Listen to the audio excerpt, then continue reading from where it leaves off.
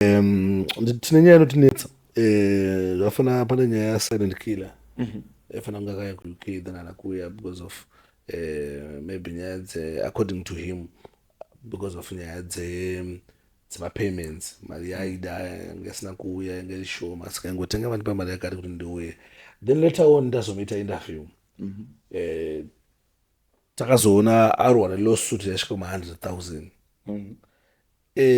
ameno ndo mashandiro acho here anofanira ngati izvo zvofanira zvichiita zvinhu izvi kana kuti I don't know. Yeah, anenge like I mentioned kuti izvo munhu wese anoshanda nemunhu anoshanda ini ndikashanda newe but manje pakauya Winky D the platform is yeZimbabwe CupClash yangaitwa solid platform yekuti zvakafanana nekuti City Sports kuti kwakutozikanwa kuti kunotenda totoziva nyange zvakanzi taita sei maGhetto youth nyange zvakanzi kwauya ndozvati kuenda kupi exactly so Winky hatanonyanya kupromota show round Winky but takati Winky auye paplatform yatikuziva kuti takatoigadzirawo futi kudhara but zvaachasiya aita ipapo ka zvichasiya mark and movement ichaita sei ichaenda saka isusu sometimes pane patota as a business side panazotaradza patoti izvo nurturing yacho ikudei right patazoita pamwe pokuti izvo right now munhu chaiche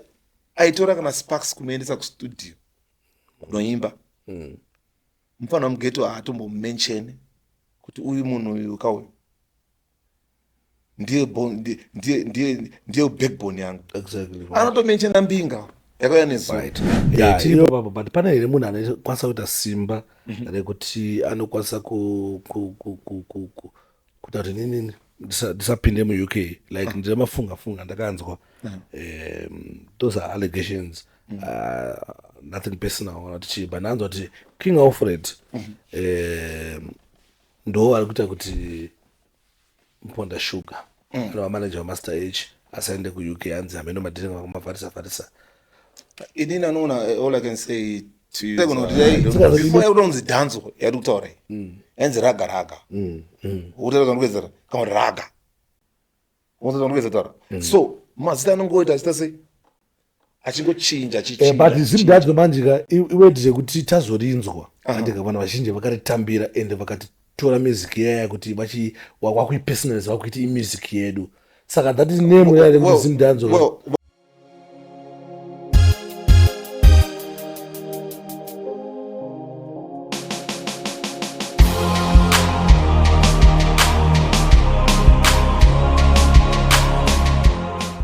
right wagwan people wagwan everyone and welcome back again panapa patinokurukura nyaya dzakasiyana-siyana patinotaura nyaya dzakasiyana-siyana dzinenge dzichiitika mumativi mana ose enyika yeZimbabwe muzuva ranhasi aino kuti vanhu vazhinji vane mibvunzo yakawandisa about zvinenge zvichiitika kumusic yedu especially kudhanzo like pane nyaya dzakasiyana-siyana dzinenge dzichitaura kunzi ndakambotanga kuti ZimDancehall zvii zvinoitika kana kuti achingaenda kuUK zvinofamba sei kuti uzobhukwe kuUK aino kuti maartist mazhinji uchingori upcoming artist unofarira dhanzo kana kuti Zim music unofanira kuchiona this podcast because ndine vakuru vatinorespekta isusu ana DJ Sparks vekuti takawaona tinoyatsona kuti zvibaba izvi tina King Alfred panapa kuti vamboshare nesu information yakakosha yakanakisisa yatakati tichitsvaga pesa tichiya maanza about zvii zvinochimboitika muindustry nyaya dzemaCupClash zvinofamba sei kuti uzoende kuUK zvii zvinochimbodiwa information yeseyo tinenge tichida so that tinogarawo tichiziva zvinhu zvinenge zvichiitika saka nhasi ndine mafundanga vakuru vanoziva zvinhu izvi vanhu vakatanga kubhilivha zvinhu izvi before tese satamubhilivha mazviri tichitofunga kuti vanhu vazhinji vachiti ndezvechirombe but mukuru wandinawo panapa vakabhilivha maGhetto youths vakapa maGhetto youths akawandisa singaiti maopportunities ekuti vange vachizikanwa. I remember King Alfred kudhara vairidza kuredio vaitoti mangoma tatovatumira mangoma vachidza general muchiri kuridza here tichikuridza but you know kuti moto yangu from day one is ngo apidza ufana so ndinofana kawandisa vari mustreet vanongocheredza especially wafana vese even vanondopisa wacho hapana munhu asingazive King Alfred, hapana munhu anokwanisa kuenda pamberi pevanhu achitaura kuti hai ndakasimuka ende ndakaita mashow kuuk pasina ruoko rwaKing Alfred. Tinoappreciate izvozvo mudhara, vashoma vanhu vanobhelievha maghetto youths to that extent, but imimi makabhelievha mayouths. Anyway, muri Zimbabwe tisati apinda nyaya dzedu dzakawandisa, but kai first time yekusvika panapa usina kusubscribe, please do subscribe kuita kuti usapotswe nezvimwe zvinyowani zvatinouya nazvo panapa, tichikurukura, tichivhurana njere, tichipanana ruzivo. Mukuru, welcome kuZimbabwe. Akati kuno kuti tiri pahome nda kuno kupa home ende hapana kana zvamunotiita, hapana zvamunotiita, hapana.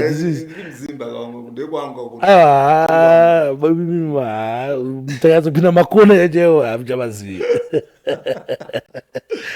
Makona yacho takapinda hamuchamazivi. Muri sei mukuru?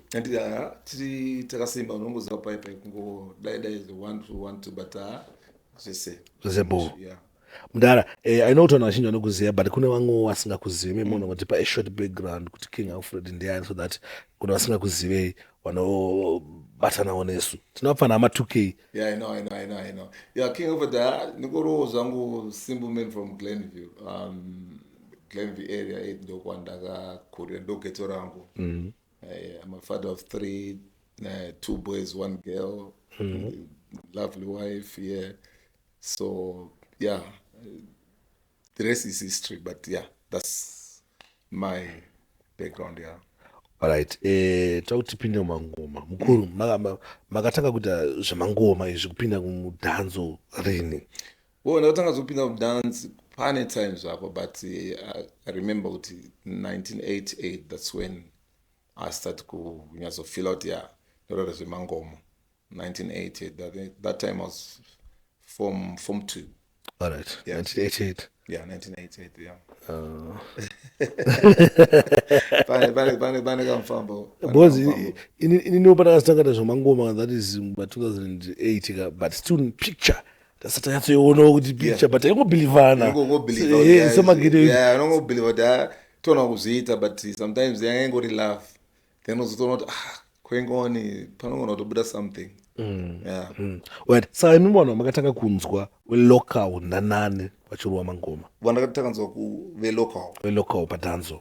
Well, to be honest, now we don't have to forget my pioneers like Major E, Booker T, Wana Marvin C, Wana Yapi Bantan. Yeah, those are the pioneers. But that time it was not, I cannot say it was ZimDancehall.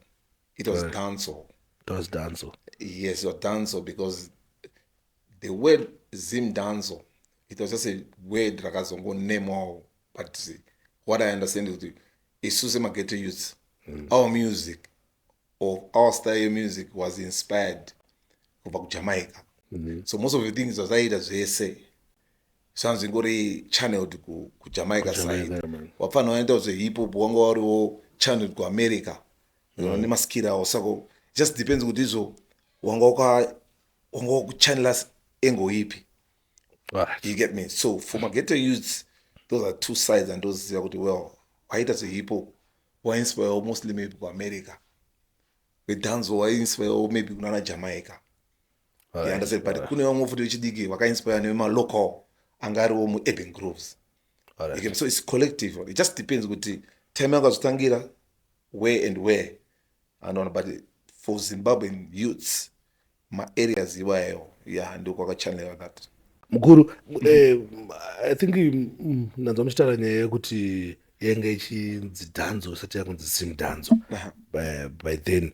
But problem yekuitika manje mazuva ano ndeyekuti takuita problem yekuti vamwe vanhu havachazivi kuti the term ZimDancehall rakabva kupi. You know, kuna vanhu vakasiyana-siyana, vamwe vanenge vachiti Fanda ndiye akatanga ZimDancehall, vamwe vachitanda Godfather ndiye akatanga ZimDancehall. Where did kuti ZimDancehall? Because I believe kuti munofananga muchiziva because kama muchimboziva kuti yesanzi ZimDancehall, then vazitanganzi ZimDancehall, makazviona transition iyoyo makaita se makaiona. Zvakabva kupi zvekuzoti ZimDancehall? Yakabva kupi ZimDancehall? Well, to be honest enough, let me just put it this way. I understand talking about claim about munakati yakatanga, but the question yacho yatoenda kuziva ndeyekuti anhu ari kunetsana kuti ndiani akapa zita here kana ndiani akatanga movement, because tikakwanisa kudifferentiata kutanga movement kana kunema zita tichabatsirikana. You understand what I'm saying? So isusu hatisi kuda kuita argument isina kwairi kuenda. You get me? Tikona kutaura zvemapodcast akatanga nani, but tikutaura kuti akatanga kupusha chini chindiani. Saka tikutaura kuti okay, tikubvunza here kuti akatanga zita kuti ZimDancehall kana kuti akatanga kupusha movement. Pasaenda taura earlier on kuti izvo kudhara kwangu nemaelders akafanana naMajor E, Booker T, Malvin C, Yapi Bandan, or even before in that wako, I cannot remember wangu wanga wariko, because you have to understand the music eduka is a relay on inotambizana and kune generation gap. Panota generation gap anoonochinjwa zvinhu ponzi zita rakunzi rakati. I think mapiano akaziva nezuro. But before mapiano yakaburitswa muchi maybe kana kuti house music or kana mudigong kana kuti chimuchi. You understand what I'm saying? Saka tifanira kuziva kuti izvo chatiri kuda kubvunza apa. Alright. Ava from maone andaita mataura amaita movement inofanira ikatanga kudhara. Movement yakatanga kudhara. But now wari yedu kuti izonzi movement iyi yakunzi ZimDancehall ndanande, because chotika nje kudayo ndinobelieve ini kuti iyo ZimDancehall iyi pane time yakapisa pageneration yana Winky D anadadza D ananandika then ichibva yatanga words have to feel kupisa kwekwe time yakapinda na Gaspi ana Freeman ichibva words have to kupisa futi pakazonopinda nani ana Soldier Love ana Killer T. Yeah. I think uri kupindura zvese kuti it's a movement, but still it's a movement, but still tungodzoka futi pa same thing yekuti izvo vanhu vakauya vachitsoimba, right? Vanhu vakauya vachitsoimba vachiva vaingoimba vanga vasingade kana kuziva kuti izimDancehall here kana chipi, kuti aingoti ndikuimba mangoma anga ari mangoma. But now my question is, ndiani akazoenda the term ZimDancehall? Thank you. Kana iri term yekuti ZimDancehall, I understand vanhu vakawanda vano they fight kuti ndini ndakapa zita kana term ndakapa chi. I remember tiri ku UK. I remember kuna vamwe mafano andinawo anonzi Slug Youth, anonzi Malvin C, Juice at the Menda, kune mumwe mufana ngariko. I remember vachitolauncha, they launched what do you call wakatolauncha page yavo, wakatolauncha site yavo yanzi ZimDancehall, right? Yanga itoriko Malvin anzi Slug Youth, but now anzi izvo Malvin Daiko, right? Mfana aigara Mbaro na Juice at the Menta na kumwe mfana anga ariko nomwe mfana afogoti zita rake, but yanga tori team. So mamwe zonda tomboenda ipapo ndichitotera mangoma, because time iyo ini ndansiri kupusha like ZimDancehall ndandiri more mu international dancehall yekujamaica, mapromotion andakatanga chita sei ndichiita, but ini ndakatonakirwa mainji neskill vafana yekuti vafana vari kuita zvavari kuita over this side again Zimbabwe, right? Kwangu nevanga vanga variko like zvakaita vana Chill Sport vafana vekuchitsungwisa vana I forgot the names, right? Pandikuda kutaura kuti izvo the movement itself yakaitwa navanhu vakawanda, iwewe wanga uri part of it as well. You're part of it. Unza ona Hillary yanga tori part of it. Ona but kungotaura kuti izvo ana punchline vanhu vakawanda vanga vari part of this, akawandisa kuna vamwe vanhu vasitombori like named in this conversation, ma unsung hero, andona, but inini zita rokunzi ZimDancehall, if kukunzi zvakatanga kuti ZimDancehall, from what I know zvandakaonawo inini zvichinyorwa kunzi kune ZimDancehall vafanira vakatolauncha vari ku UK. Alright, but zvekunzi izvo movement ndabelieve kuti movement yakatanga kudhara, movement tanga rine munhu wese, movement yakatanga kudhara, but ini ndachimbobvunza the term ZimDancehall. That's why the term ZimDancehall wandakawanzwa ini. Yes. That was, I think I can remember it could be kunyeba my days, but I think unana 2000 any time between 2000 and hold on 2000 and 2007 and 8 or 2006 and 8, somewhere there. I'm not quite sure about but kuma 2000s. Let me just say kuma 2000.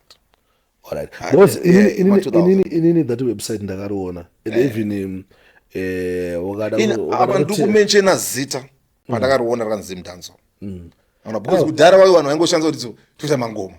Which means kana kuri ma 27 kuwanika, which means information iyoyo pamakatanga kuona mimi inotibatsira kuti toziya kuti Sparks, since Sparks anga asipo asata kuita mangoma that time 2006, which means Sparks akwanisa kuti ndiye akati. But iwewe ndakakubvunza iwewe kuti izvo pawakatanga kuteerera mangoma pache wewe waiteerera since chi chawenzi waiteerera tangoteerera mangoma yangu. Thank you. But apangosana zita ndete. Thank you. That's why ndikutaura kuti izvo vamwe rainzi kudhara taigona kuti before yakuda kunzi dhanzo yadi kutaura yanzi raga utata kanokwezera kama raga utata kanokwezera taura so mazita anongoita achita sei achingochinja but ZimDancehall manjika iwedire kuti tazorinzwa andika vanhu vazhinji vakaritambira ende vakatitora music yaya kuti vakuipersonalize vakuiti imusic yedu saka that is name yale kuti ZimDancehall munhu yeye akatanga andika tofanira kuti muziye. Well, inini like I've mentioned kwauri kuti isusu toona kusvika mangwana isati akatanga chinhu ndiani, but it's not about personalizing chino. It's about the movement for the country. It's about the movement for the ghetto youths. All you have to do is whoever akatanga nechinizo, whoever angari movement hero, we have to respect those people because vaita kuti uma ghetto youths angasvika ari pekunzi izvo apa zita mwana ndiani ka. To me, I don't think it is all. Zvinokela value. Zvinokela value ndizvo tazopusha here maworks acho. That's why ndashandisa we Dr. Relay. You Sparks what he did into the music industry. Wakato batsira pako. Ninga kato batsira pake. So collectively tikazobatanza uyu munhu wese akaita sei. So we don't need to say kuti izvo Sparks ndiye akati zvakati. You get me. Let's try kushanda nezvinhu zvekuti munhu wese kana akacontributor. How does the person akacontributor asinga mention? I don't feel bad. I don't feel like I'm not being recognized. You get me? That's why ndataura zvinhu zvatakaita zvese isusu takainspire nekujamaica. Let's not argue about it. Wafana kuita zvedanso or ZimDancehall or mangoma vazhinji vakainspire nekujamaica because chinhu chaidiwa nevafana vamwe vacho vakazotanga kuzoinspire newe local because local wacho wanga kuti aiwa istar achade vekure takudawo chi vemudhuze medu ndo vatakuta look up to. That's kwanana ngwere diki kwanana ngwere chi because vakuinspire chi generation gap. Auchainspire naBound Killer about Bound Killer ataime status yake kuti achakwanisa kana kuti kana bina achakombire nemwe munhu wangoita zvauri kuita. You understand what I'm saying? So that's how music works. It evolves. Kuna evolution, kuna revolution ye music. So atingangoramba chitizo ndainzi king of ndairiza kutetozi saka ndinda kazo aiwa kuna mafana vari kutouya vari kuita zvanisana kuita inini saka chimuti chikuita sei saka argument yekuti akatanga ndiani I can only say kuti pandakaona zita rakanzi ZimDancehall ndakarinzwa naNaKing but wakaita movement vanhu vakawandisa. I think ipapo mapajekesa and that youth ngari elder but in Slug youth is from Bari.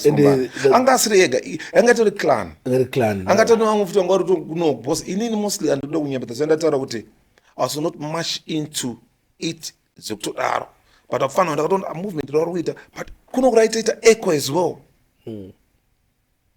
Kuno kwatoita echo futi saka it was echoing from here to over that side. Saka chinhu chakangomesha kudai so. All right. That's why that force yakabva yaita se-impact.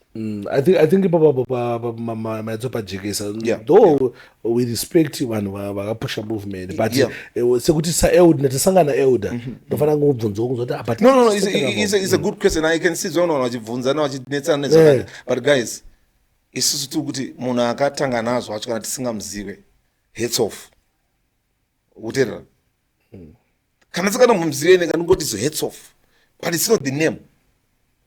It's what's coming from that name ari kutaura iro. Zvakosha. Vamwe vanonyora mota inonzi Benz, but kana yakadhakwa ka ingori zita cheto. Ndizvo zviri kuedza. The movement yange yakapera. Movement, effort. That's why ndoti kune ma-artists ane talent. Panotoona munhu ane talent anogona kutodyiwa ne-artist ane effort asina talent. Uziva kushandisa chi? Effort. Munhu ane talent angatoti ai wacha hande. But kana kazviita anongozviita simple so because italent ranaro. But akashaya munhu anomupusha talent nongoramba rakaita se. But munhu ane effort ari kuda kusvika. Right. King of it, makaenda ku UK lini? Ndakatanga kuenda ku UK in 1996. That's when I started kuenda ku UK. Because ndaita zvemangoma. So ndine mufesi wangu aibva kuchitunguza Danny from Big Up, Danny is rest in peace. Anga ari mutop face wangu. Akatongonangirwa nema-works onza shamwari. Itai zvokuita zvamuri kuita. Then the rest was history. Pandakazongodzokawo ndadzoka takutongorwa ngoma from that time. Takuita zvemaclash imo mucity sports room. Hazvina kutanga nazvo, akatotanga kudhara. Mangoma achitoitwa. Andonzwa here. So kusvikawo tangokwira nemaranks tingoona kuti izvi takusiya kana kuti izvi zvichiri matiri, but let's try kuhelpa vamwe vafana. Takabvawo Ghetto. Andonzwa here zvandikuedza kutaura. So wanomva akangokutomudhara zvakati kana uchikwanisa kuzviita unoti unenge unazo, but kana ukwanisa kungozviita unoita sei? Unongoita. But most of the things vedu tingori vanhu vanoda kuti we just want to do zvinhu takangonyarara tichingoita zvatoita, but we don't want to say zvakawanda because we just feel kuti kana chita zvinhu normally hauite zvinhu kukumbirwa kana kuti da kuonekwa, totongoita kuti because iraramo. You know what I'm saying? Saka ndikati ararame uri da kuonekwa ndaitira munhu zvakati, then handisi kuita nemwoyo wano. Alright. Sama kwe pfungwa yekuzvipromota kuzoti anoona da kugadzira CupClash. I believe kuti ma-CupClash andakaona especially ku UK ndima maita. Makazotanga kuzviita zvinhu zvirini? Well, ma-CupClash because inini ndandiri part of it ndiri kuno nditori of part of ma-contestant vanhu aitokwikwizawo even tichiri vadiki tiri ma-underdog tokutoona kuti chinhu chitori boy. So inini I just took that over kuenda ku UK, bring that closer to home waona, because vanhu vari uko vamwe vacho vanga vari kupi, vanga vari kuno. So they still want to see zvinhu zvataita kudhara kupi kuno. So CupClash, you answer your question, takaitanga 2005 tiri ku UK, but taita kutangira mubhawa zvokuti toda kuita clash kutoya kana 20 masaundi kana madj achitouya achitodai kuzosvika chinhu chatoblowa, vanhu vakutochinga chatova chiannual event kuzosvika takuti aiwa guys taura kuchitora vapfana vanobva kupi kuzim vauya vashokesawo chi maitirawo because vari uku vanogona kunga vasiri kuandastanda vari kuandastanda but toda kuinfusa zvinhu tichite chinhu chiri solid waona. So I think the first munhu andakadaidza munhu andakatanga kudaidza was Winky D. Alright. 2010. That's the first artist wandakadaidza for Zimbabwe, and I will tell you for a fact kuti zvakaita kuti Winky D asiye mark, because first of all vana Winky D, Sniper Storm, Freak, Rocky, I forgot the other one, wakatobhodaidzwa ne-Y2K 2008 if I'm not mistaken, 2008, but hazvina nyatsobuda mushe because time yacho ZimDancehall yanga isati, like I said, kuti izo ZimDancehall ku UK yanga isiri kunyanya kuteererwa because kwanga na mudhara Tuku, na mapfumo, na machesu, ndo vaitonzi kana vachinzi vari kuuya vachinzi vauya maZimbabweans ndo vanenge auya. Yes, and also Urban Grooves time hiyo kusina na Leonard mapfumo na maskiri, vanga vatori like vamwe vaitonzi awa, you understand. But manje pakauya Winky D, the platform is yeZimbabwe CupClash yanga yaitwa solid platform yekuti zvakafanana nekuti City Sports kuti kwakutozikana kuti kunotenda totoziva nyange zvakanzi taita sei maGhetto youth, nyange zvakanzi kwauya ndozvati kuenda kupi. Exactly. So Winky hatinonyanya kupromota show round Winky, patakati Winky auye paplatform yatikuziva kuti takatoigadzirawo futi kudhara but zvaachasiya aita ipapo ka zvichasiya make and movement ichaita sei ichaenda mberi because kudhara ndikunyebere zvaityisa kupromota ZimDancehall mageto ichi kungomuunza kuti ndakumuunza kuuk but isusu maintentions of brain kuti kumudhara tuku akati ndasiya kumudhara mapfumo akati ndasiya kana kuti Chesu akati ndasiya atisazonza ndiani because vanhu vari kuramba vachiwanda kakudhiaspora but vachiri kuramba vachidawo mafaro ekuchi ekumusha so tikangochitsangawo earlywo futi ka even chichiunza vanhu vashoma chichabatsira kumberi. I think Winky D pakauya exploded. I think ndipo katanga kuenda nawo Slayer kuenda na America kuimba masongs anorelate neuk experience yakaita. It was a good look. And even pakauya it was not just pakauya kungoimba that. I think I was the first person to take him to BBC. To go make sure kuti zo tastemba tawarakidza kuti zo ndo zvatoita. You understand? And also I think I managed to link Kapi Ranks to do a collaboration. I can say international collaboration, right?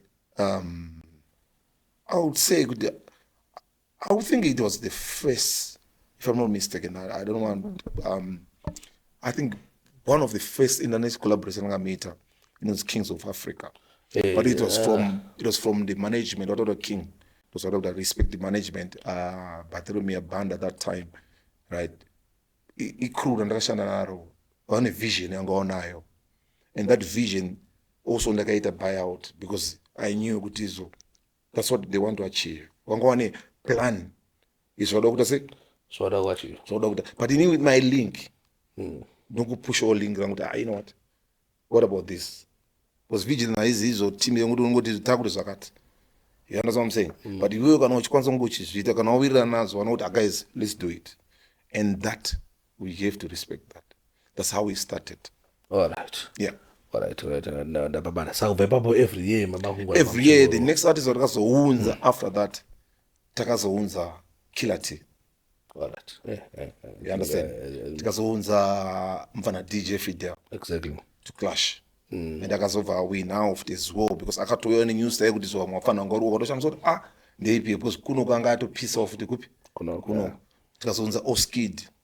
Right, akauya Oskid tichiti ari producer akauyawo tikamulainawo mabasa akaprodusawo fanhu vari kuo kana kuti vanhu vari kuo kakamudawo vanhu kuti aiwa Zimbabwe producer ngauye kupi kuno just more than music ona is malinks ekuti zotoita sei semageto youths because malinks anenge aripo because apa totry kutsvaka growth ona so I cannot centralize pandiri kuti King ndakabva ndaita zvakati but I'm just saying zvandakwanisa kuita but kune mamwe mapromoters ariko kuuk akawandisa anenge ane different dimension ane different thoughts ekuti artist anenge achitikwesa kuti dai mandiitirawo zvakati obva kuti ndokwanisa kuzviita yes ndozviita zvakutotorwa zvinhu zvakutoita sei zvakutoenda mberi.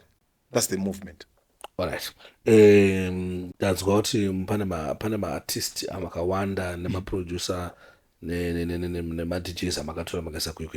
Chimbayatotora ipapo motoudza process yekuti munhu azonzi akuuk.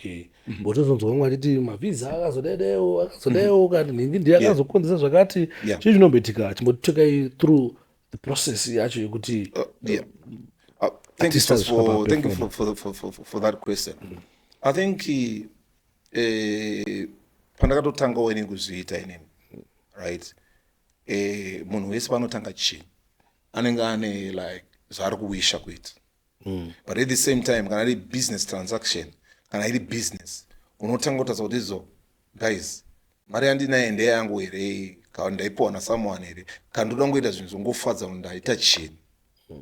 You understand what I'm saying? But panozoita imwe yekuti izo ndine 5-year plan kana ndine 2-year plan I want to channel this ndozotanga kuzowina from that kana chinhu chaita sechaita. So coming back to your question with myself the process yekuti munhu ari kuuya first ndeyekuti munhu unenge wawirirana naye mawirirana moita macontracts enyu ekuwirirana kuti toda zvakati kana toda zvakati right. Munhu kana wawirirana naye right I understand kuti nini is as far as I'm concerned. Pandinozisa munhu paposter tentawirirana and iye anenge atoriwo nepepa raakabata nezvatakawirirana.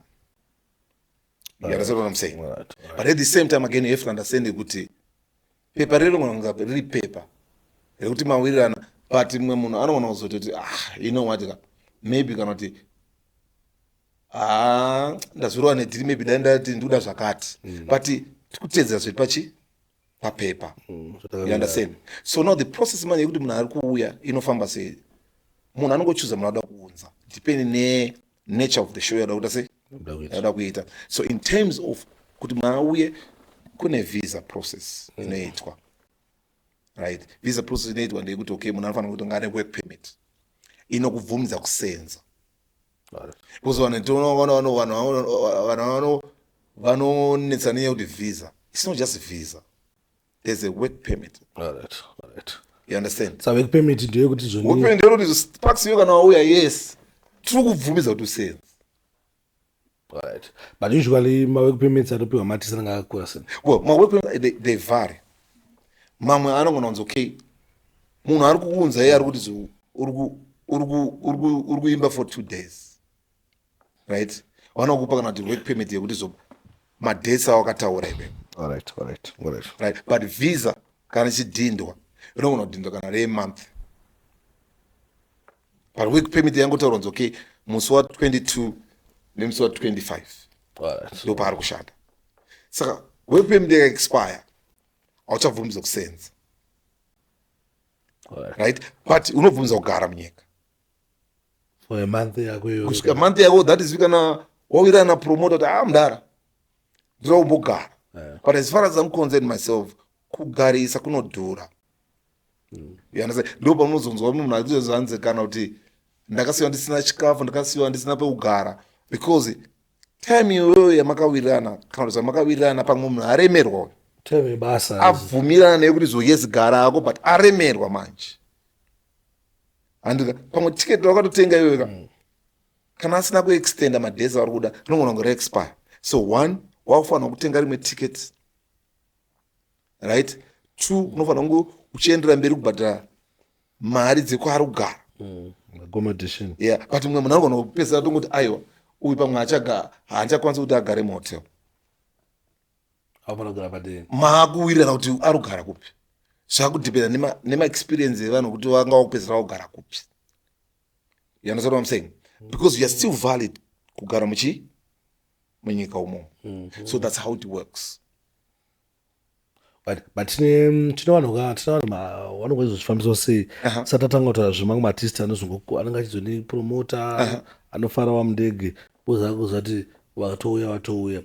But kuna vamwe vanhu maartist atakanzwa kana kuti mamwe maband members ekuti anouya kuuk andika obva atiza otozonzi haatiza kutogara kuuk. Well, with that now, I cannot comment zvangu nenyaya yemunhu kuti anenge azotiza akadai, because munhu wese paanouya ini ndikandidzaunza Sparks akanditiza. You have to understand kuti I have to notify the border agents kuti munhu wangu ari kugara mazuva akati. Munhu iye ndikamushaya I have to also notify the border agents kuti munhu uye handisi kumuona. The moment ndikareka kunotify border agents, it backfires to me. Ndinonyararire munhu handitizi. Because remember munhu azogara neni kaumba mangu inini. Remember munhu hazi mwana wangu ndotondangamisa muhotel. Kwakamuka kusena atiza. Ndinoita sei? I leave this to the law to deal with that. But ndazvichenuruza vanhu. But ndikanyara nditanga maybe ndiri ndire kuti I'm trafficking one. So we have to understand kuti I have to report a missing person. We are under this. We are under inini. Saka ndikanyara inini Sparks inini zvinofamba sei? You see how it works. Saka vanhu vanozoti kana kuti atizire wangu handizive zvofunga munhu. Haona tongouya wotozogari kuno kuhamba nemanaka. Yes, hatizive zvinhu, but isusu we are saying that we don't promote that. Tenchi kuti kana munhu auyawo ngaite zvamune makawirirana. Kana akuda kuzouya achita zvaruta kauye neruti yake isingazosvibisa zita rani remwe munhu because kunozotanga kufamba kuti maconspiracy theory manje tokasiyana. You get me? But zvinhu zvezi zvatiri kuita zvinenge zvine mutemo wangu pa-UK border agents hapangoitwe zvatofungidzira kuti maybe zviri easy sematauro atinichita se atinichita. Alright. Tiri papapo but pana here munhu anokwanisa kuita simba rekuti anokwanisa kuita kuti nini ndisapinde mu-UK like ndinemafunga ndakanzwa those are allegations. Nothing personal but nanzwa kuti King Alfred ndo ari kuita kuti Mponda Sugar ano manager wa Master H asaende ku-UK anzi hameno madiringa kumavharisa. Inini anoona all I can say to you is I don't know. Imi makambonetsa nawo here tadza kuirana. Inini I won't say zvakawanda. All I can say sezvandinechita zviri papepa. You understand? And I don't mention people's names when we are talking zviri confidential. Inini andishanda border agents. You understand? And anama powers ekuti ningasauya. You get me? And it's not first time kuti kana kuti munhu hanzi haana kuuya. You get me? And also it's not the first time kuti munhu akarambirwa azviri kuti azouya. Because every case inenge na case worker. Alright. Akasiyana. So it just depends what the case worker aita say. That's what I know personally. That's kuti munhu azonzi auya mune makanyorana zvamunyanyorera pasi. That's all I can say on this issue of Vunza. Not mention people's names because zvatoita mufana wangu ndezvokuti tinenge tichitoita zvinhu zviri pachena zvokuti munhu ese understand. But at the same time vanhu vanonga vane mafungirawo. But I'm not there to go out discussa zvinhu kana kunetsana nevanhu nezvinhu zvakati because ini part yangu ndendaita sei. Oh, alright. I think mukuru wangu try kuti wanguratidza ugeneral hwawo vangotry kuzvita in a nice way kuti nzise but it's okay, it's fine but ndomanzwi anga takaita recently pane dhanzi ramakaronga ranga rina 200 levels versus Godfather Temboman and Tanaman ku UK CupClash. Exactly, UK CupClash and panga pari suppose kuenda Bazooka na Konangale but vamwe havana kuzokwanisa kubatika. Haisi strategy here yakutoshandiswa neku-UK yekuti isusu tinotoziva kuti zvoni show iyi ichanzi ina Winky D naKiller T naFreeman but isusu tikuziva hedu tichazoti Freeman ashaya visa andika ashaya visa but Winky D awana visa kana tichangoti isusu pashow yedu pana Japresa naWinky D but Winky D tichazongomuti ashaya visa kana tichangoti ati angoti zvinongoitika mapromoters akawanda zvakawanda zvoitika mari zatonzwa nyaya dzematickets saka my question is why Konangale asina kuenda, why DJ Tanaman asina kuenda? Okay, thank you. I think ndotanga ndapindura the whole question now ndibvunza about kuti haasi madhiri here anenge achiitika kuti mapromoter anozongoti izvo ninge akwanise kuuya. Exactly. Right. I think ndambomentiona earlier as well pawandibvunza kuti what chi zvinhu zviye anongona zvese zvine process and hapana nemapowers unzwe saka inenge ndichifunga kuti nhasi ndomuka ndichienda kuvisa office ndopuwa visa hapana ari guaranteed.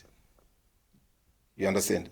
So yes togona kunanga mapromota kuti mapromota akazotadza zvakati mapromota akazotadza zvakati zvitori nani kuti munhu wacho atenitsaura nezvake ukamubvunza kuti wakamboenda here kuvhiza kwacho hauna kuenda here kuvhiza kwacho. I think you get answers. You get me? Because I wouldn't want to just come on my platforms to defend zvinhu zvakaipa. But as far as I'm concerned, I've worked with so many people. Right? Ana utanga kushanda nezuro. I've worked nevanhu vakawanda. But at the same time, I understand kuti vanhu vanogona kutongotaura zvakati. But ini handisi munhu wekuti ndonyanya kuda kutaurisa. Alright. Because zvinhu zvandakatoita ndakaita nevanhu ivavo tega. You understand what I'm saying? But at the same time, question now ndibvunza. right? But I will refer back to you kuti so vanhu vese vandoshanda nawo ndoita the necessary paperwork inofanira kunge ichidiwa, but at the same time handina authority yekuti so iwewe wana iwewe shaya. You understand? And this applies to any promoter anenge achida kuunza munhu. Nyaya yetiketi yakatosiyana nenyaya yevisa, because tiketi kukuda kutenga katiketi wangoone mari yaona here, but nyaya yevisa munhu anofanira kutaura kuti ndakaenda kuvisa office kana handina kuenda kuoffice, ndakazopindura kunzi. So that person should be able to answer that question. You get me? That's why ndikutaura kuti so hapana munhu anenge guaranteed kuti achaona visa. It's not just visa to UK kana kuAmerica. Mabig artists anotoshaya, but ukamubvunza kuti warambirwe ndechii, anotokutaura kuti pamwe zvakati. Saka I cannot disclose some of the information. It didn't get confidential. You understand what I'm saying? But what I'm saying, process kuya ku UK, it's all the process kuti inoda zvakawanda. Tickets ndezvekutopesera izvi. Sekuti takutotenga tickets kuti munhu akwire mundege. You understand? Watoona munhu anzi asara kana munhu asina kutengerwa ticket ane visa, then handichazochachi. Chatotoshuwira isi mapromoter atirare, like especially myself, please dai munhu akakwanisa kuwana visa. Wangu chinhu chinostressa as a promoter, because remember tokuita maflyer before mavisa, and vanhu vanoasuma kuti vanhu vari kutouya, but isi create awareness prior, because kuno kuZimbabwe kamunoona kuti show a week before, so yotobuda. Ku-UK vanhu vanosenza, vanoda kuziva kuti is okay, vanhu vari kuya rini. But as promoters we need to understand, to tell the people kuti izvo patinoita maflyers, right, tinomeka sure kuti toda kuudza ende zviri kuitika, but it's also our responsibility to tell you kuti izvo zvaita vanhu here vatanchida kuti vauye vawana visa here kana havana kuuya. You understand what I'm saying? Because the visa re-UK, as far as I understand, is 3 months prior to the show unofanira kuapply, unless kana said another different type of visa. Handikwanisi kuapply nii nhasi muna October, show iri muna sei kana muna February next year. Depending nevisa unenge uchiapply. Mavisa anosiyana. Yes, kune visa kune creative visa. Saka anotosiyana, and macreative visa AYS wofuti akatosiyana, kune mamwe 6 months, kune mamwe anongopiwa within time yauri kuita sei yauri kuuya. So it just depends kuti izvo which type of visa rukuita sei rakuuya naro. Yes. Alright. Ndinoona hangu pamadeals amunoita, mashows, pamaposta mune makapartner yakawanda wanda. Maybe tinganzwisisawo hedu because mashows eku-UK tiona kuti kune makambani mazhinji anopata, but kuzomba kuno zvinomboitika but zvishoma. Diri nenge mune maita papenenge diri rakaita sei? Mune muchizoshare ma-get takings here? Mune muchizoita sei like like imindona World Remit, handini? World Remit, yeah. One thing you have to understand, corporate world iri kukutengesa commodity yayo, zviri kuno kufuti. Yekuti kana chibuku inogona kuita show, anonzwa here, kana someone anokuita show kuvha vanzi kuuya kunosponsor neEconet, you don't share ma-profits na sponsor. Sponsor ari kuya kunotengesa commodity yake paplatform yako iyoyo, and those corporate worlds havangouye kwauri vasina kubvunza the insight or vasina kufollowa that event kuti tinokwanisa kuwana mileage here on that. You understand? So a corporate world inouya kunosponsor kana yagutsikana nekuti zo isu patichazoenda kana toda kuti vaenda to sign up to our company, is it the clientele yati kufollowa kana kuti haiziriyo. So it just depends kuti promoter aenda kunotengesa nyaya yake kuna sponsor sei, and the sponsor wacho abelieve here, is it what the sponsor wants, or that's what not the sponsor wants. Because what mama chokuti zo sponsor anonzi okay ndona muti kuuya na 3000 kuuya na 20 ndamunyebera, or kwaitika kana chinja ngoita kuti vanhu vasauye, but then ipapoka ukama hwedu hwatoipa. You get me? Ndakuti ndanyeba, but inini at the same time andibvunza ndikurelata neprevious show yandakaita. iyi asati aitika kai pangobva waitwa imwe show yatora vanhu vangu ndanyeba ndatonyeba kuti kuya vanhu vakati ndichangowana mari because UK handikunyebere machinda angu kuunza munhu kubva kuUK kubva kuno kuenda kwatiri it takes a lot haizi mari diki imari hombe yekuti kungonzi munhu waita uri wega mufamba kuti waite show uri wega unogona kuremerwa. So we have to respect masponsors anouya kunotibatsira because vanoita kuti basa redu rite nyore. Saka isusu as promoters tinofanira kutotryawo kutoti tiworkewo towards kuti I know something back from what we are putting patable. You get me? So we have to work hard kuti vanhu vaite se vaonawo because otherwise inini ndikakanya sponsor acharamba kunospenza vamwe vanhu vese zvimwe vanhu vakaita se vakafana wangotanga wangoramba wachisponsor one show uzifunga maybe one favoritism. It's not favoritism but because ndoko vari kuwana mari results.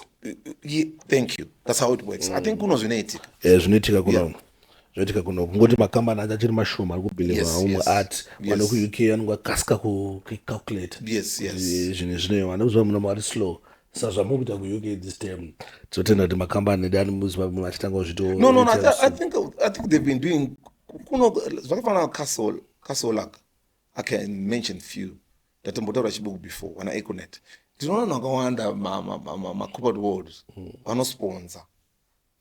You get me? Zvichishoma but ndataura nature of the show ukuthi iyo vari kudei what is that they want to get from that kind of show.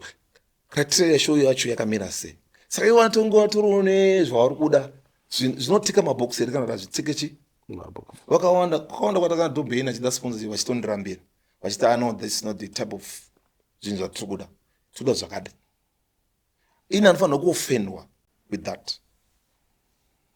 What's the business? Magirizo ndakati anoganza aiwa ino kana takuta business kana taura zvebusiness ka anofanira kungoasuma zvinhu. I think we should be able kungofesa reality one ndokuti zviendeke. You get me? Ndokuti zviendeke tikatadza kuaccepta kuti ndo zviripo ka then changorwa kukoreresa ona. Alright.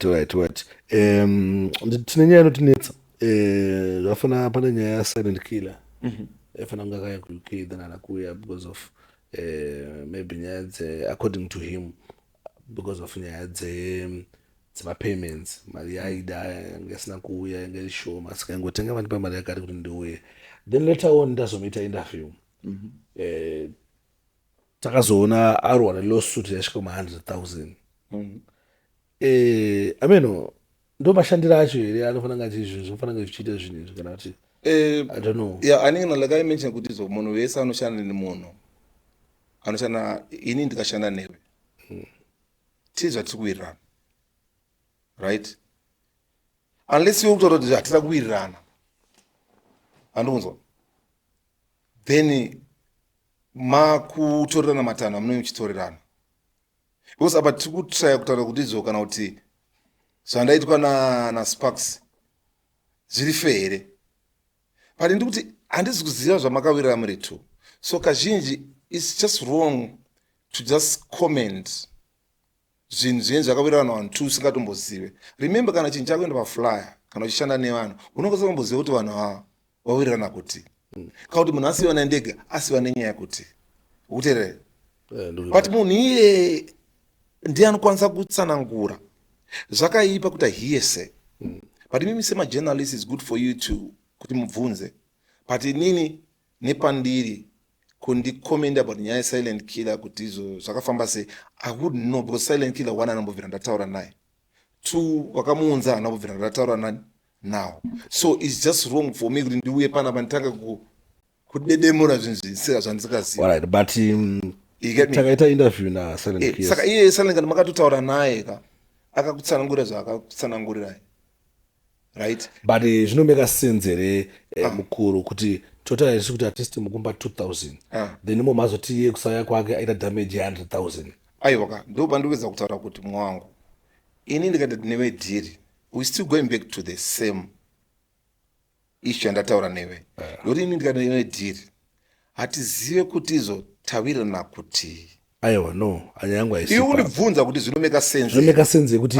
taita dhiri 2000 andika vandipa 1000 andika then wodudzawo kuti damage yandakonzeresa kusaya kwangu inini inosvika 150,000 but vamwe vandipa 1000 obviously nasingati 1000 nasingati 2000 neda kana 10,000 but just suppose mukuti anowa muna mari it was facts apa nditombotora side raartist kana side rapromoter you get me andifana kutombotora side raartist nerapromoter ate nditomboona mamwe nditombowacha kana ndikusaid I always want to relate back home ndombowacha anonzi mai ana chief mtasa anani chief bushu bushu exactly mwana kuti izo aiva nezvakandiita uyu ndorota ndimbo 5 right vari kuhaite bovat aiva ngakupe 3 unzozva ndiwedza taro right tasi ndikutaura kuti izo wangu munhu anogona kumezha zvinhu nematauro atikuita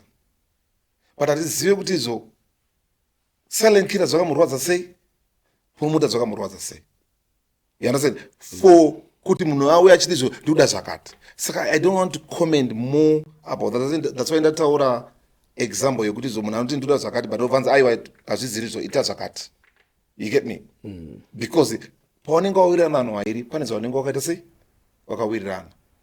You understand what I'm saying? That's how it works for my side in Nzangu. So I don't want to comment much. Mune zvinhu zvakadai silent killer at said ZimDancehall mapromoter vamwe atoshanda nawo but inangu anda problem nemapromoter anda problem na silent killer but chokuti susu andika sema ghetto youth andika chokuti susu kana damage yangu andika ichikonzesa kuti pawene panzi paita damage ya 100,000 kusaya kwangu ini andika chinzi kwakonzesa damage ya 100,000 andikaona muchindipa 2,000 ipapapo ka tona ngati musikati pakometa zvenyuka but I think it's not fair. Sparks andikuona kuti iwe nemafungiro ari kuita inde mafungiro andiri kuita tasaindata kuti pawakainterviewa silent akatokutaura zvaakakutaurira exactly handikunzwa here inini I would rather recommend you as well to ask the promoter why wakaita zvawakaita. You might get a better answer. Ini pandiri panapa handifanira kuuya panapa ndichijustifya zvinhu. No, I understand your side. Iwe what you're just saying utoti but amdara is not fair. Handifanira kuti uri wrong nezvauri kutaura. Kuti ndikatodaro kandava kumbunyikidza zvauri kufunga nakodzero yako.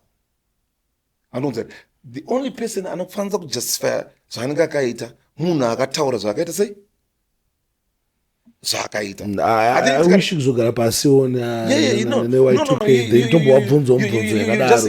I thought maybe mune mamwe ma-expense this is why ndasokubvunza imi mukuru projection yemunhu yaanenge aita hapana anoiziva. Ukazoona King Alfred akuenda padhanze ranenge raakabhukwa usafunga ndechitoziva anything.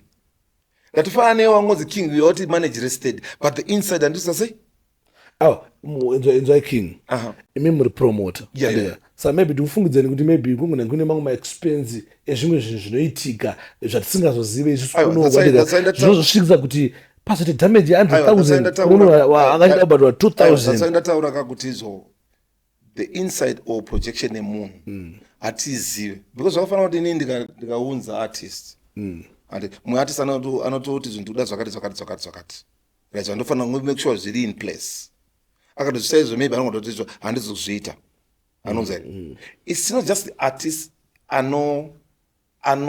anoclaima zvaanoda padhiri because a business transaction promoter wafuti ane right wofuti rekuita sei ekutaurawo zvinhu zvanokwanisa mimi isi tikataura nyaya takarerekera kuchinhu 1 anza chaibuda zvai panoitika chinhu pesika taurai navanhu 2 kuti munzwisise. Handizvo so inini with me zvangu all I can say with that issue zvangu ndiri munhu wekuti nditoriwo munhu handinge tasa ndiri backbench kuti vanhu vangu vachiona kuti vanowirirana papi zvakamira sei all I wish is kuti dai zvakapera mune zvakanaka vanhu vawirirane waona kuti wawirirana zvakaita sei handizi kuti nyaya yacho iri papi but I saw kuti zvakanyorwa zvakataurika zvekutaurika but all I think is kungowisha kuti zvipere mune zvakuita sei mune zvakanaka. That's all I can say. Because inini ndinofungidzira kudaiwo mukuru mapromoters anenge achitiona anofanira kusati number one ndezvekuti industry yedu haisi that professional number one, because mamanagers atinawo pamwe pacho manenge achikumaneja mufeso wako munhu wakakura naye aita sei haana knowledge professional side. Usika sometimes muchitiona tichitoyemura vanhu vakaita sana Winky D vakakwanisa kuona mamanagers ari professional nemamwe maartistiwo ane mamanagers ari professional, which means chinhu chedu chine kwachikufana asati chastraight chine maloophholes akawandisa. So kana angotara one word kana mapromota ndizodhilewo nesu andimukona maghetto youths munofanira kuti siro kaspesi kungoti tolerate because dambudziko datogadzirwa pandika harisiri artist chete kutangira industry yacho zvaitori maitiro atinoita tichikudzidza tikuita sei inowatika inini zvese zvakutora ndotosupporta and zvinhu zvandoti even vanhu vese vandoshanda nawo they will tell you how I tolerate zvinhu I tolerate zvinhu zvakawandisa and zvinhu zvakawanda ndinoita go out of my way as a promoter but not that entitlement yekuti promoter kwandiri harinyanyi kushanda nditori blazi vapfana vemughetto wekuti ndingodhira nawo kuti vapfana vangu. I think izvo zviri important. You get me? But at the same time again, let's not take that kune munhu wese waona kuti anofanira kudaro. You get me? Because munhu wese ane mashandiro anoita wangu. Even artists atori nemashandiro anoita. So ini ndikutaura kuti izvo toda kungoti izvo from both sides, promoters, artists, whoever in the music industry. To understand the industry, how it works. Right? Tikakwanisa kuunderstand how it works. Tisazorege kufungiza kuti maybe kana kuti uyu arita kutsinye kana kuti uyu aitira kutsinye uyu. You get me? So we need to understand how the industry works. We need to understand what the contract means. We need to understand what the artist wants. We need to understand. It's a lot of things that we need to understand. So it's not just promoter. It's not the artist. It's the entire industry. Music industry of Zimbabwe, like ZimDancehall, Zim Hip Hop, is still a baby. Like you are mentioning, even with the manager, I'm managing, professional manager. I don't know, I still do that. I don't know, I'm face work. Exactly. I'm face work, I'm going face, but I understand the business side of Gino. You get me? So, Gino's account as a my artists, my promoters, my bloggers, mimi, to my workshops.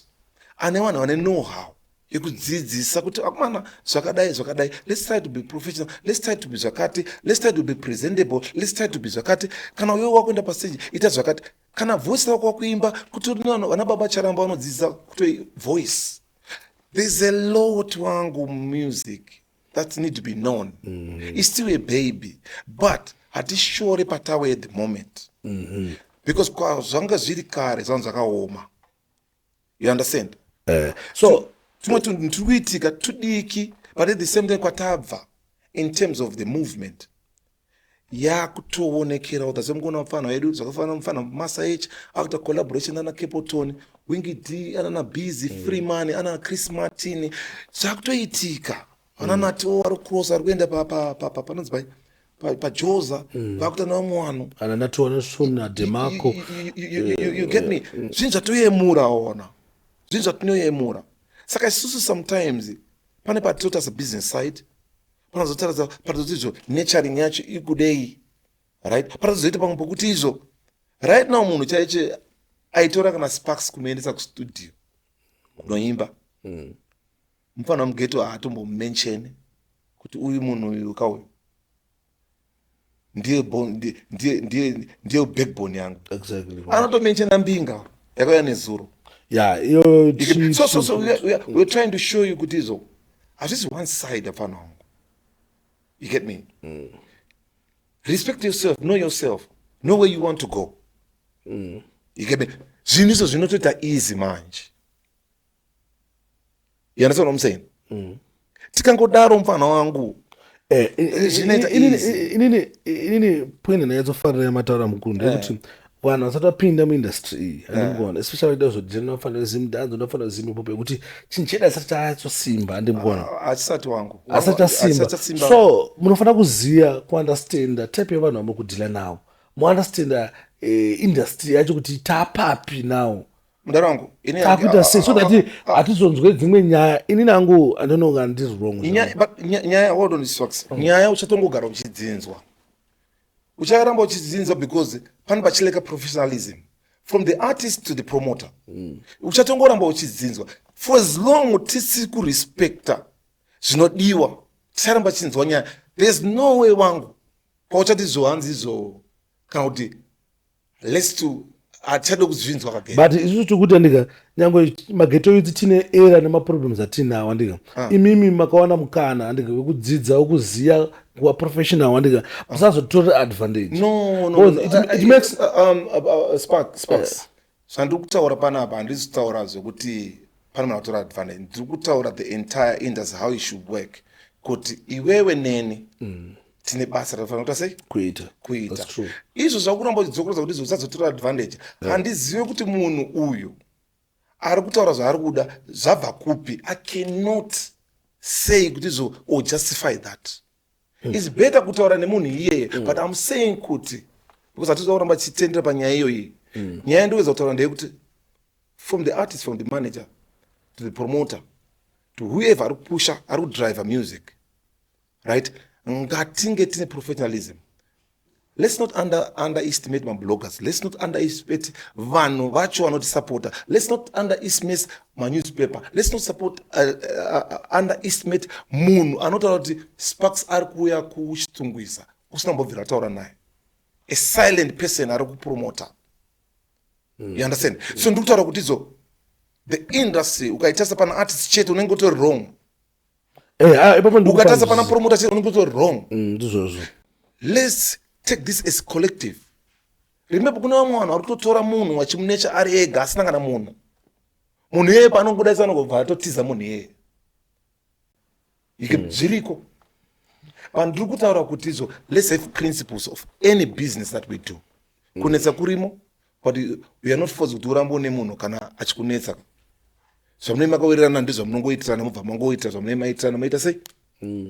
But mukusaziya kwedu andika mukusaziya kwedu nemaghetto asati asvika tera Sparks ndinoda kukorekta mufana wangu hapana munhu asingaziwe wangu. Sparks hapana munhu asingaziwe. Panotanga conversation is between two people. Exactly. That's why nchitaura vanhu maartist kuti artist company ndeyako. Manager anozotouya iwe akaprova zvauda kuaprova iwewe. The company is for the artist. Artist akasaenda kubasa, artist anoshorwa akumboshorwe manager. Saka zvinhu zvakawanda zvinoitika mucompany mako iwewe zvione kuti zvikumeka sense before manager asaina. Wasatombonzwa artist anonzi izvo mangwana toenda kugweru asingambozive show iyoyo pfeka tende. Zvinoitika. Saka ndikutaura mufana wangu this issue taura nezvayo is a serious issue. Yatova pandemic yekuti toda kushandisa ignorance kuda kuti zo dai mati zvakati. No, ndikuti munhu wese from the promoter kaona ignorance haiteererwe iyoyo because wapindire michini ichocho usina know how. You understand what I'm saying? So that's how it works kuti izo ngati understand the business. Yes, I do understand kuti izo promoter ngaite easy kuma artists. But ndiri kutaura kuti izo kana kuti kana takutirione shamu andika shamu yacho ngaisave zveshamu iyo tatepedza iwe unofanira kuinterview the promoter in question to hear the answers, right?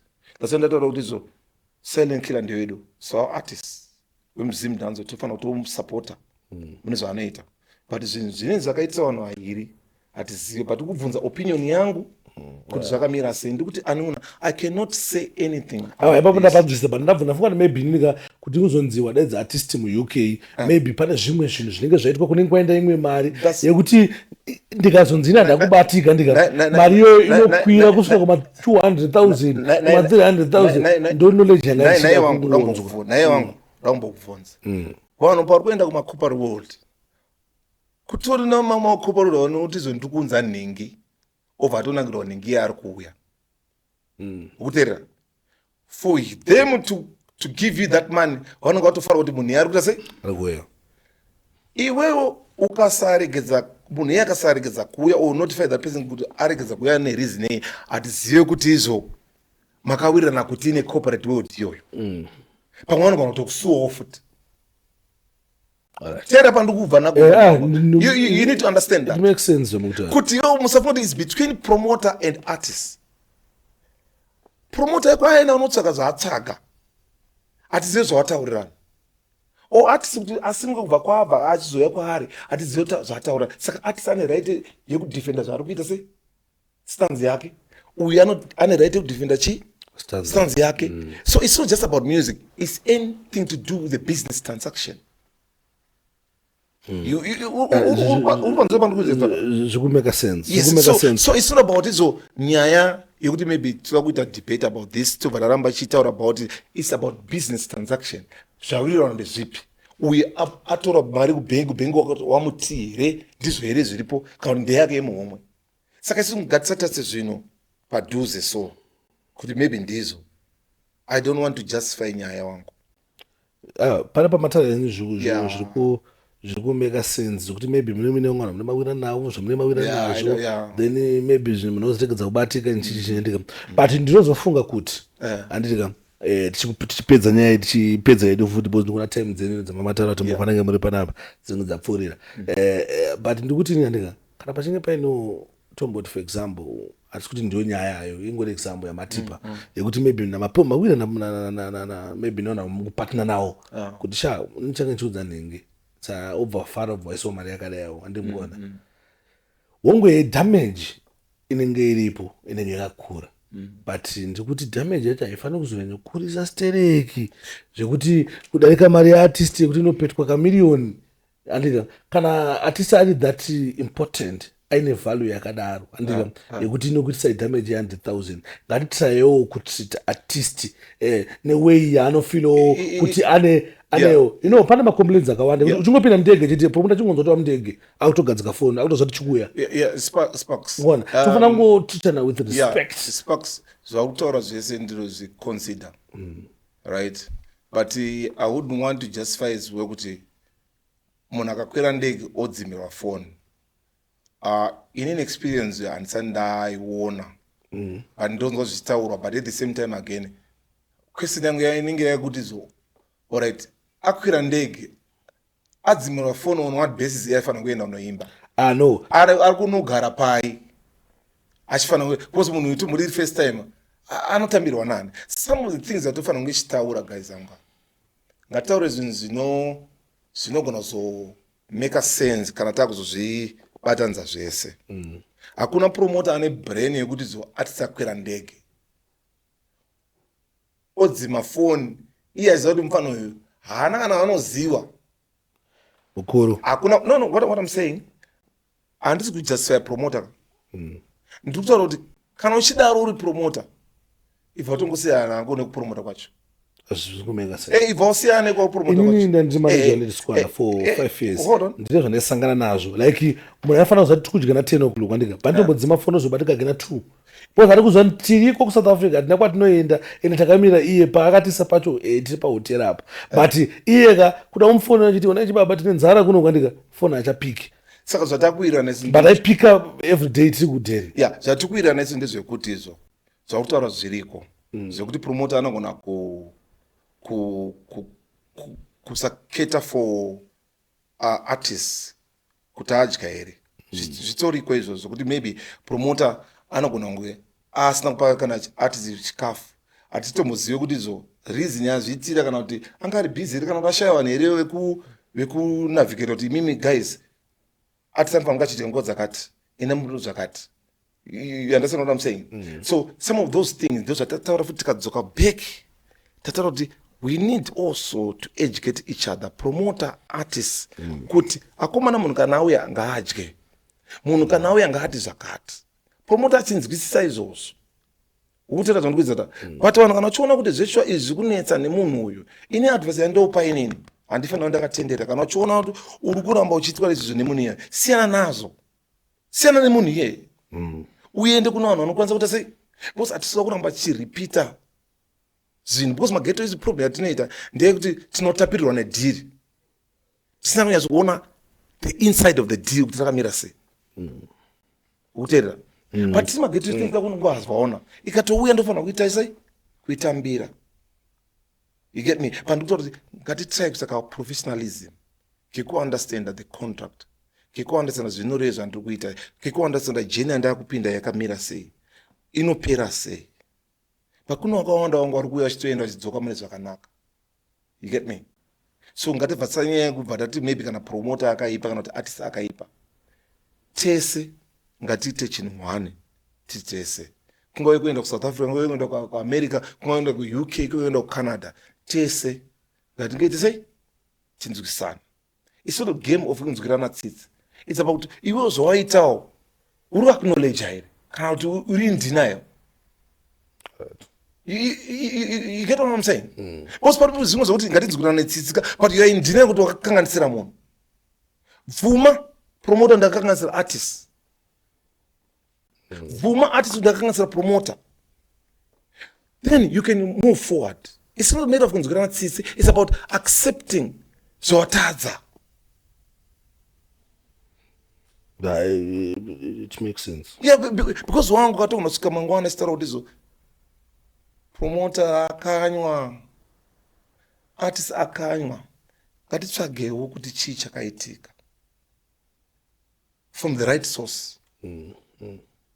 Tikadaro I think mfana kuti tinopedza nyaya iyi. Because mangoma ari kuenda mberi anongona. Vafana vari kusenza. I'm proud of what the youth doing, the hip hop, the ZimDancehall, the GT, the production itself, my producers. Varubata basa wangu. Let's not underestimate the power of music right from Zimbabwe. Vamwe vafana vakawanda vatoone upenyu wanga vasingafungidzire. Yeah, man. True. Not after years, after months. I advise my artists, we now have tools to use. Let's utilize my tools that are now social media. Musaichika wafana wangu. Mari yese apa social media. Anunzere. My artists, ngatsashke to be ourselves. You understand? Kutizo, you know what guys, I need to tell my fans wangu. I need to tell them, no, gansi panapa. You understand? Let's use all those tools. Kana kuna blogger akati. Kana kuna ninga akati. Kuna media akati. Ndifa msilezo akati. Because there's no one kuitika ndezvekuti tikupersonalize zvinhu waona kuti maybe Sparks is entitled kundipushira dance or ninga ari entitled wangu ndiri muno mina can see machine irimo inodhura waona machine yandiri kuona muno iri kudhura akungobayisira no ikubayisa but what I'm trying to say is kuti izo ngati acceptwo ngati appreciatewo munhu iyeye not true waona ngatisakikirana kunze chinhu chemusic chachise munhu one kuna vamwe vanhu vakawanda vana mai chaicho kutopa vanawo mari kuti enda kustudio. You understand what I'm saying? So we are now saying to guys, let's try by all means kuti music yedu inge ichisvika piano yakatanga nezuro wangu. Ona payawo. Peace. Zimi hip hop yakatanga nezuro wangu. But afana yayo pa vari kuuya vese vari kuuya ne full package. Afana zvakatsamwa indembo wasaizaka ndakazowaona kuchumisa kwanisho. That's why ndikutaura kuti izo vanhu vacho vese vari kuuya ne full package. Even now ukaona kana mavideo akuita ZimDancehall right now ane quality saka evolvement ona evolution I mean to say revolution yakuitika kuti no achangoda kuita zvejunk because maghetto tiri vanhu vano associate nejunk but maghetto akaona ari kuprove kuti hatisi junk. Yeah man.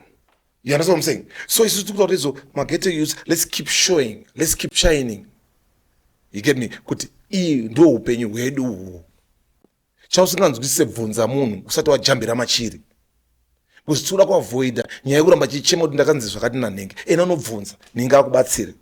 Zvisabatsirika and zvisa minimize all these squabbles that tutaura nezvadzo. You understand? That's what's there.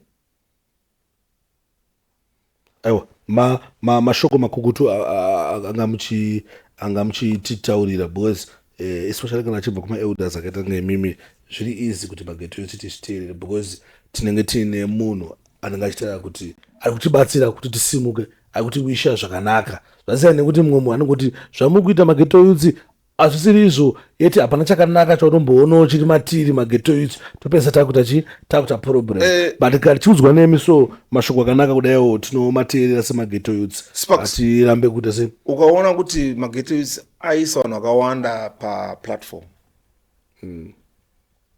maghetto youth akawanda, I have to say this again, maghetto youth akawanda aisa vanhu paplatform paplatform inotaura yekuti izvo vanhu ivo they are now making a living from maghetto youth CY.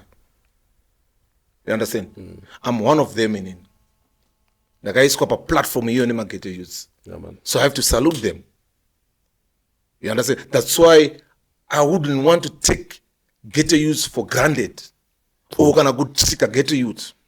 Yes, zvinhu zvinozotaurika matauriro zvinoitika but vamwe kana vachibva mughetto kana vachibva uptown kana chiita kuti ghetto youth kana chiiti ghetto youth is a mindset.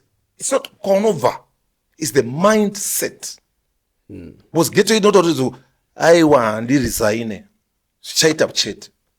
Wakataura zvokumanager squander iwewe zvairema but right now uripo upa podcast right now une YouTube accord yawakapiwa iyi. You never dreamed about it. But utone munhu akakuinspire. True. So it happens. Good, let's keep working. We'll get what we want. But my advice, my ghetto youth, whoever ari kunzwa vafana vechidiki hanza dzangu dzechidiki, let's say no to drugs. Madrugs akwadza vafana vakawanda. Right? Peer pressure ise paside vafana vangu. Hapana kwaitinosvitsa. Ukaona ninga achita zvakaipa usajoina uchifunga maybe zvakanaka. Ngatise pasi. Right?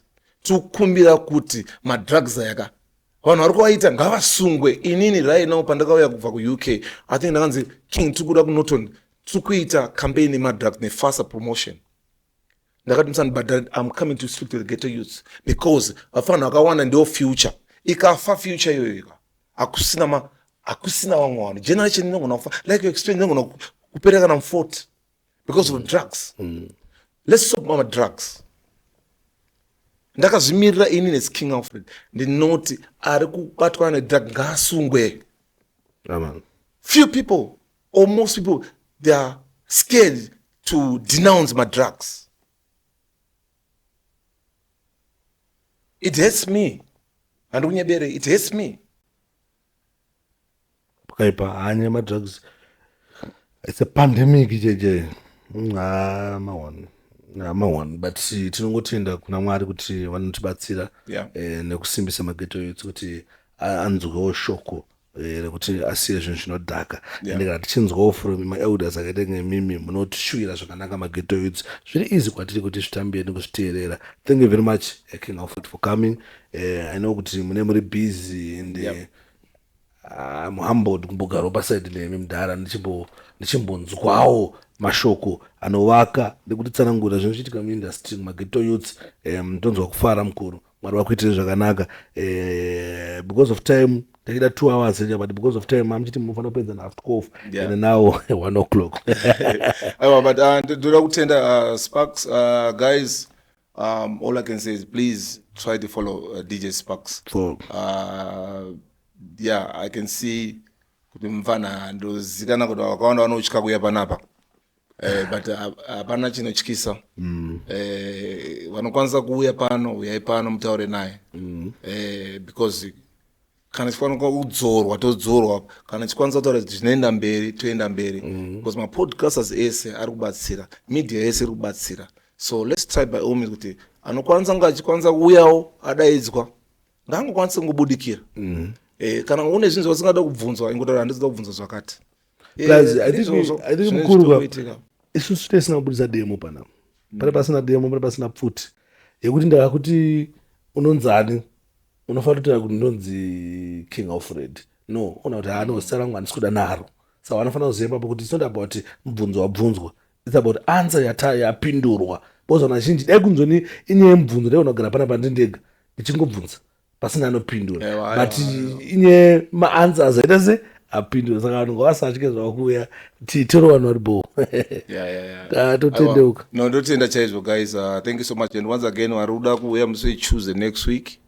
I think we are unveiling my artists and my DJ achazenge achicontesta ku Zimbabwe CupClash 2026. Yeah, so mukangocheka paSparks muchaona kuti tiri kuzviitira kupi. For more information mopfuurawo mabloggers, majournalists ada kupfuura ipa vachiona zvakamira sei, please come through tiwane good time. But Z Music, I salute you. Music enda mberi. Thank you so much. Anyway, don't forget to subscribe, like and share. Kana paine wanda kuziva more about King Alfred, munogona searcha kuti King Alfred pa Facebook, King Alfred ma platforms ese munobva maona maziva more nezvavanoita nezvazvo.